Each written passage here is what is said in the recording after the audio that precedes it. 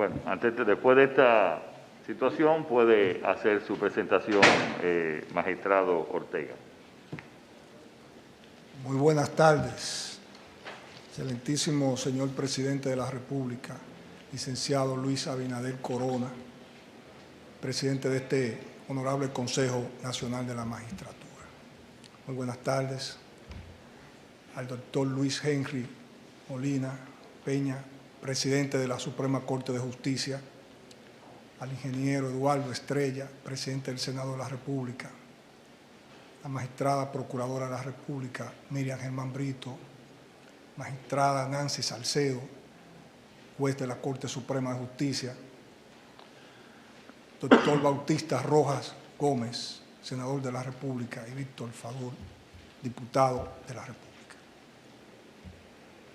Primeramente, dejar en el ánimo de este Consejo que al margen de la inhibición voluntaria fundada en derecho del señor Alfredo Pacheco Soria, nosotros no objetamos la presencia de ninguno de los consejeros y nos sometemos respetuosamente ante la alta investidura de este órgano constitucional, confiando en la rectitud de la conciencia de cada uno de ustedes y con la humildad plena de espíritu, sometido a la decisión que tengan ustedes a bien tomar en el orden que le entiendan pertinente. He trabajado en el sistema judicial de la República Dominicana por un poco más de la mitad de mi vida, 3 años en el Ministerio Público y 23 como juez de la República, ocupando todos los peldaños de la carrera, desde juez de la instrucción hasta juez de la Corte Suprema de Justicia. En dicha alta corte he laborado durante 8 años y 5 meses, iniciando en la tercera sala de lo laboral, tierras, contencioso administrativo y actualmente como miembro de la sala penal.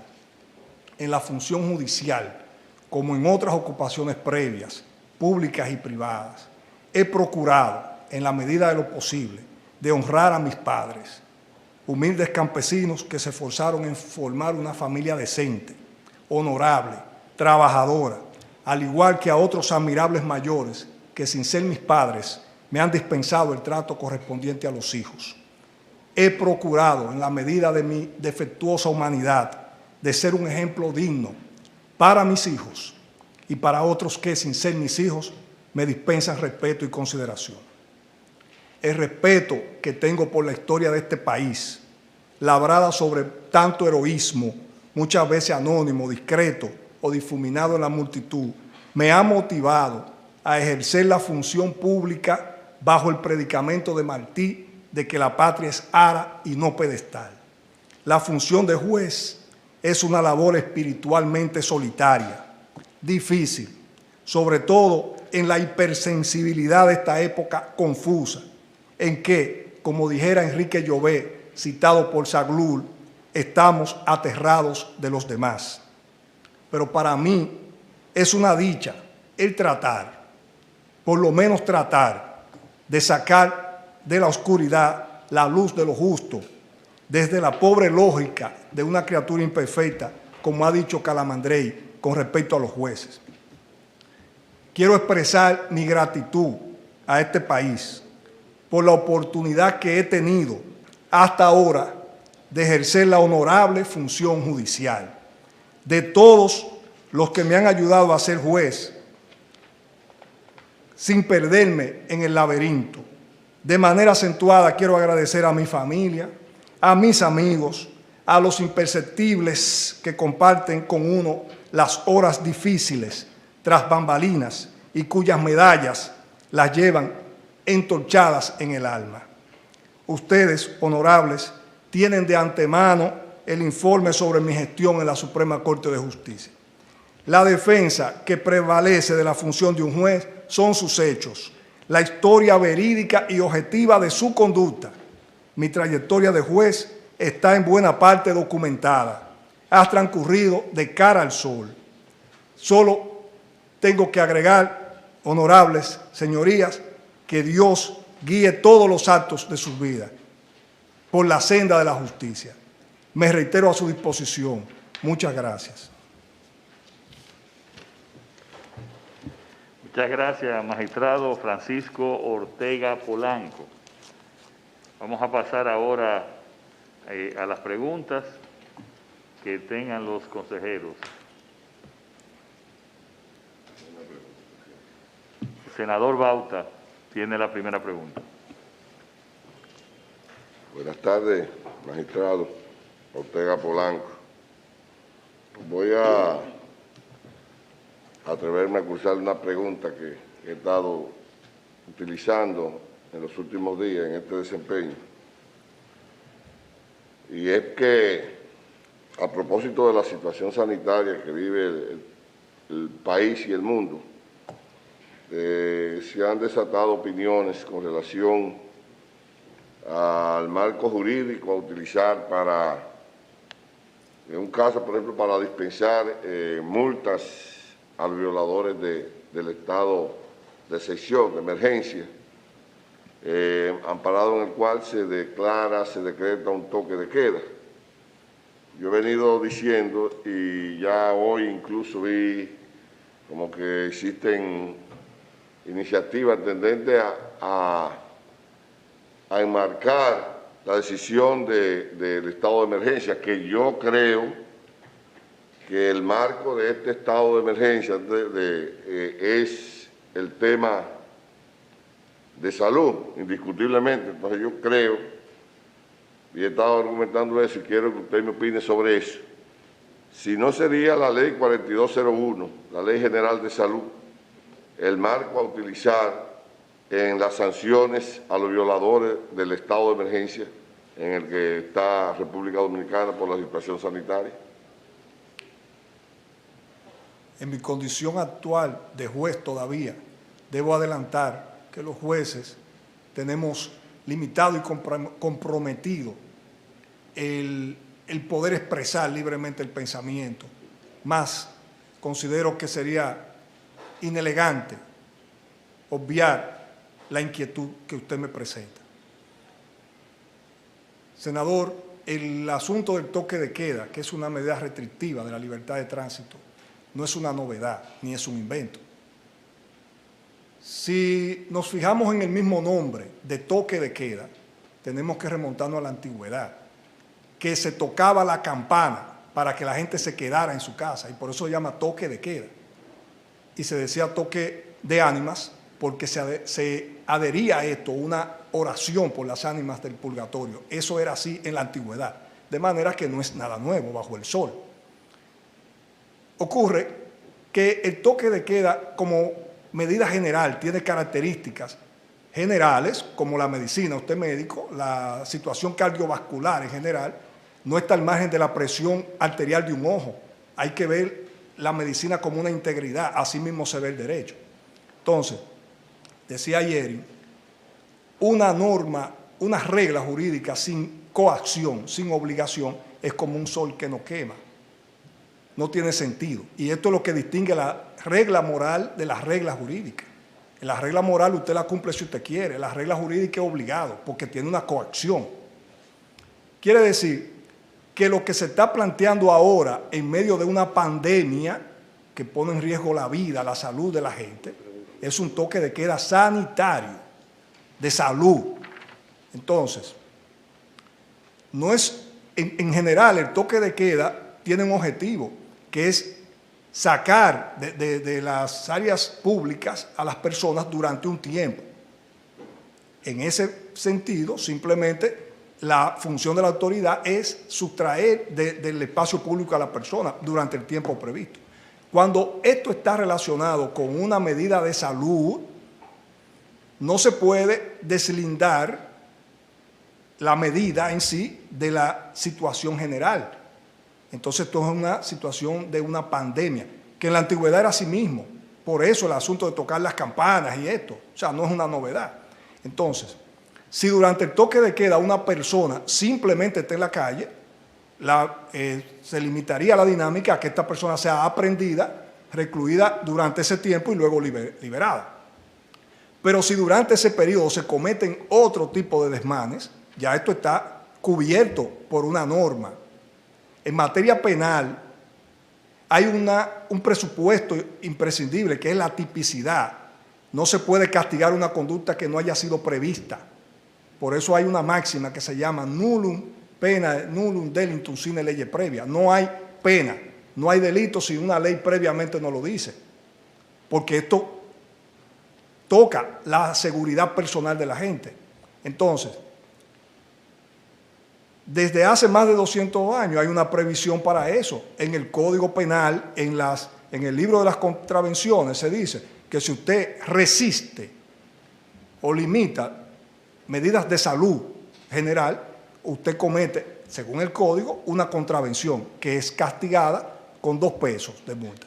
Pero hay que ver que esto es una regla decimonónica que tiene más de 200 años y que podría ser ineficaz.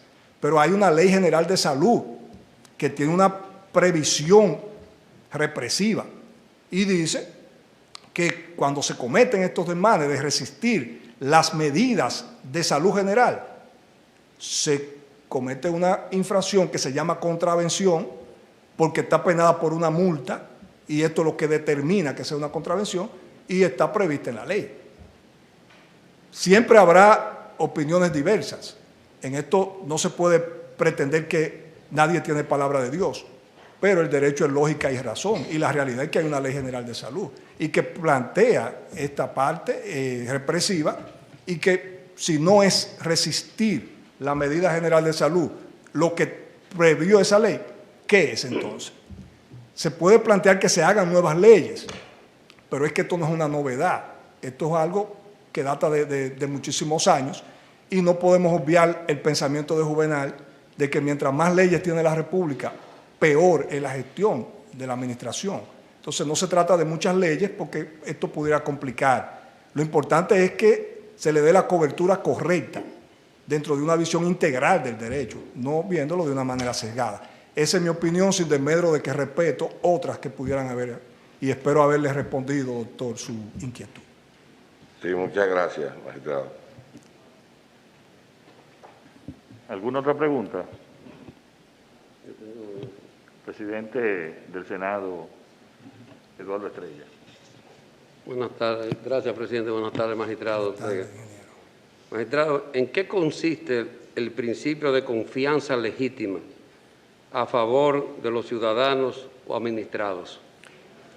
Ingeniero, este principio, los principios en el derecho son como las columnas de un edificio. Las reglas son las ventanas, los dinteles, los aifeses. Los principios son la columna, aquello sin lo cual no existe un edificio. Entonces, el derecho, que es más que la regla, no es algo que se lee, porque eso es derecho positivo, que hace 200 y pico de años que ya no es, el juez no es boca de la ley, ni la ley es solo esa letra. Hay principios, reglas, hay un universo. Entonces, este principio es un principio especializado del derecho administrativo, que no es un derecho tampoco insular, porque el derecho es un archipiélago, es un derecho íntimamente vinculado al derecho constitucional, al derecho público. La legítima confianza es el valor jurídico del Estado coherente, donde usted, si al amparo de una norma usted estableció una conducta, ese Estado drásticamente no puede cambiarle las reglas en mitad del juego. Para verlo más claro, es como un juego informal donde se entiende que los estrades son del codo a la rodilla y que en medio del juego alguien quiera cambiar eso ya cuando usted está jugando. Usted construyó un edificio con una regla, luego el ayuntamiento cambió las reglas y quiere decirle que lo derribe. Entonces usted dice, es que yo estoy partiendo de una cobertura, entonces el Estado tiene que ser confiable. Yo tengo que confiar. Es una aplicación del principio general de buena fe que irradia el derecho entero. Se parte de que la mala fe se presume, la buena fe es la regla. Por eso se hacen los negocios jurídicos. Entonces el Estado, como ente, como persona moral, tiene que ser confiable y el ciudadano tiene el derecho a que se le erradiquen las arbitrariedades del poder y poder actuar dentro del marco de esa confianza. Hasta ahí, si no me ha comprendido, estoy a su orden, pero no quiero ser muy abundante. Muchas gracias, magistrado. Gracias a usted, ingeniero. ¿Otra pregunta de los consejeros? Sí. Magistrada Nancy Salcedo. Gracias, presidente. Buenas tardes y bienvenido, magistrado Ortega. Buenas tardes, magistrada. Quería hacerle una pregunta como que tenga relación a su desempeño y va en este sentido. La Suprema Corte de Justicia recientemente puso a disposición de toda la comunidad nacional un interesante documento donde se contenía todas las principales sentencias de la Suprema del 2020. ¿Podría usted destacar alguna de esas sentencias en la que usted haya participado y se haya contado con su contribución como juez miembro de la segunda sala? Y si podría ponernos en contexto sobre alguna sentencia importante de la segunda sala o de la Suprema Corte de Justicia. Magistrada, yo debo reiterar, quizás sea del conocimiento de ustedes, que en la Suprema Corte de Justicia yo he tenido una participación un tanto variada. Primero yo entré en la tercera sala, que es la sala que conoce de tierras, el derecho social y el derecho administrativo. En esa sala, con el concurso de los demás magistrados, porque somos parte de un equipo donde lo que se hace es consensual, inteligencia jurídica, pudimos establecer decisiones importantes sobre el acoso laboral, sobre el derecho a la información pública, hasta en el ámbito del derecho de propiedad, compiladas en la memoria de la Corte. Después, resulta, magistrada, que yo fui asignado a una tarea muy específica, que fue un caso penal, que por circunstancias conocidas me ocupó bastante tiempo de mi carrera, o por lo menos unos años en el cual estuve haciendo derecho en torno a ese caso, y después volví hace poco a la Cámara Penal. En la Cámara Penal hemos estado contestes con la jurisprudencia que la Cámara ha venido planteando sobre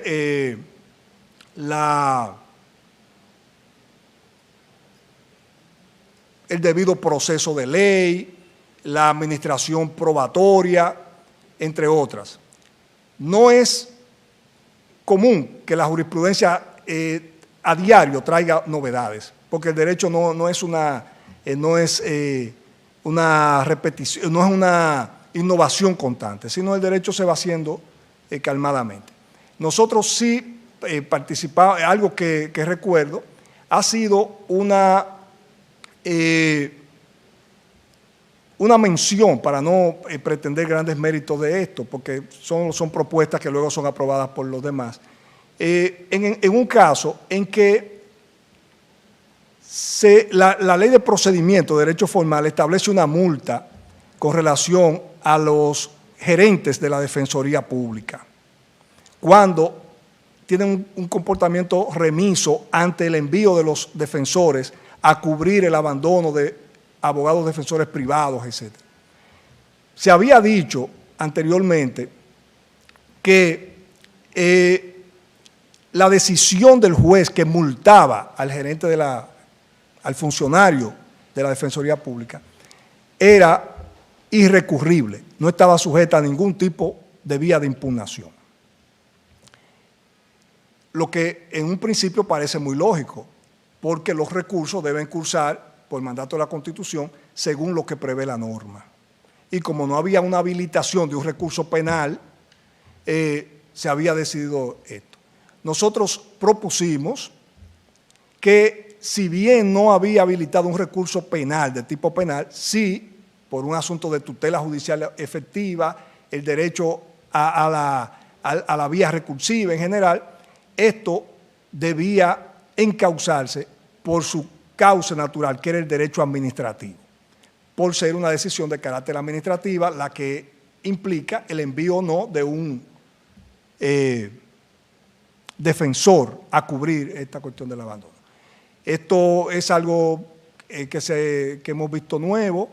luego la Corte, en el poco tiempo que tengo en la sala penal, porque yo aún cuando estaba conociendo materia penal, lo estaba haciendo como juez especial de una jurisdicción privilegiada, que es una situación un tanto diferente. Yo no estuve en la Cámara Penal hasta hace poco, sino que era de otra sala. Entonces, en el poco tiempo que tengo en la Cámara Penal, ese es un caso que me viene a la memoria ahora, y luego los demás hemos estado contestes con la gran jurisprudencia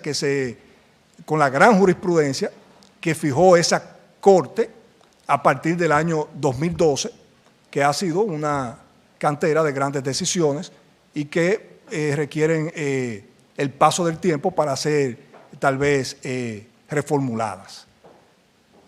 Hasta ahí, si he contestado su inquietud, si no me reitero a su orden. Sí, está bien. Muchísimas gracias. Gracias a usted, consejero. Gracias, presidente. Bien, ¿alguna otra pregunta? Sí, presidente. Ah, Gracias, presidente. Buenas tardes, magistrado Ortega. Le voy a hacer una pregunta muy subjetiva.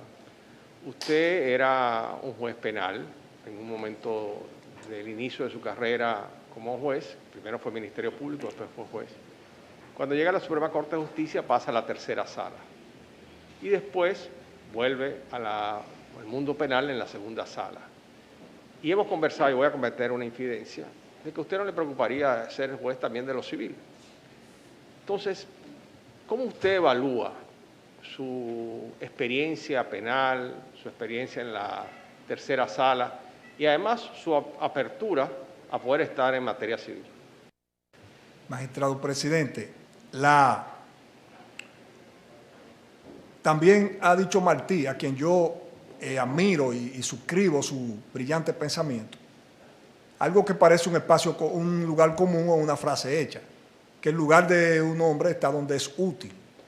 A pesar de que en esta época, como a veces parece inevitable decir que la premura de los hombres de hoy es la importancia y no la utilidad, y que desde esa perspectiva es que se está viendo el mundo. Pero yo pienso todavía que después que uno integra un órgano de esta responsabilidad, lo importante es servir donde uno puede ser más útil al colegio, que es el grupo. Es razón de que ya la individualidad del juez quedó en el tribunal unipersonal del inicio, ya uno no está en ese, sino que aquí uno es parte de un conjunto que, como los astros, como la correlación de todo lo que existe, hay una interdependencia, una relación de todos los elementos. Yo estuve en el derecho penal desde que comencé por disposición de la Suprema Corte de ese momento.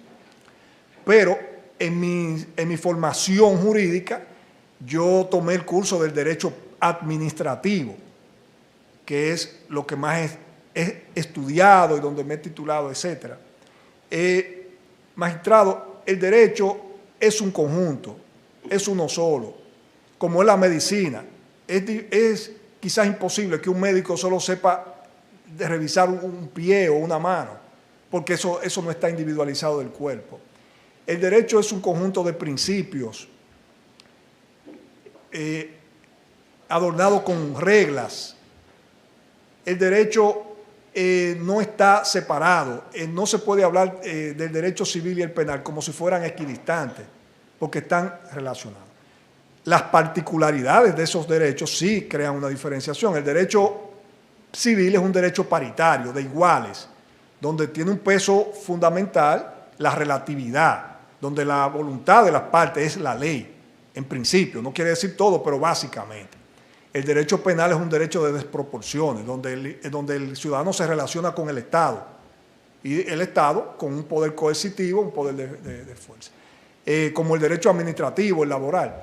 De manera que es imposible que un juez de lo penal no conozca la materia civil, porque hay una acción civil complementaria que se lleva por la vía penal. Además de que el derecho del dogma fuerte es el derecho público, el derecho penal.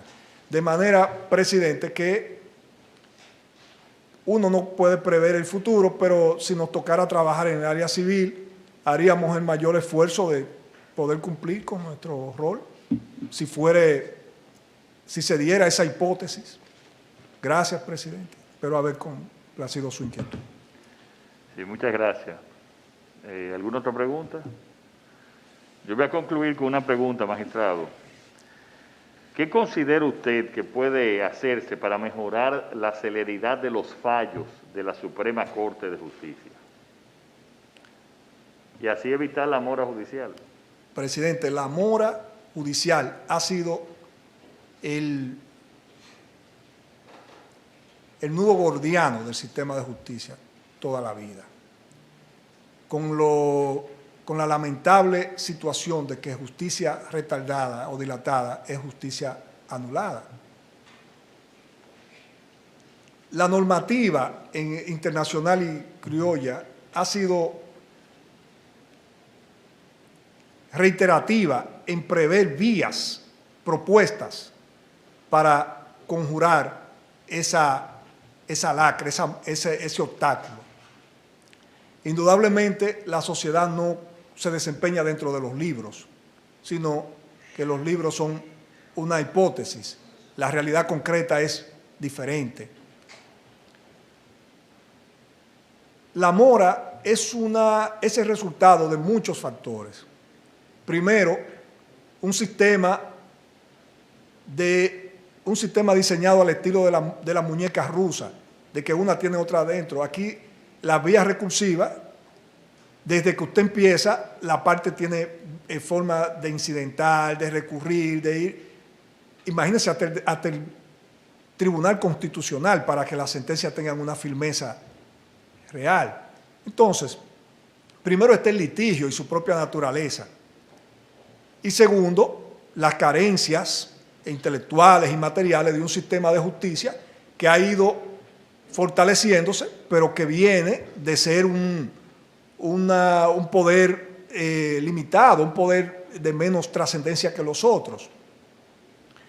Lo primero son los recursos normativos y la reforma ha sido muy positiva en ese sentido. El Código Procesal Penal se pensó en el ánimo de facilitar el curso de los procesos.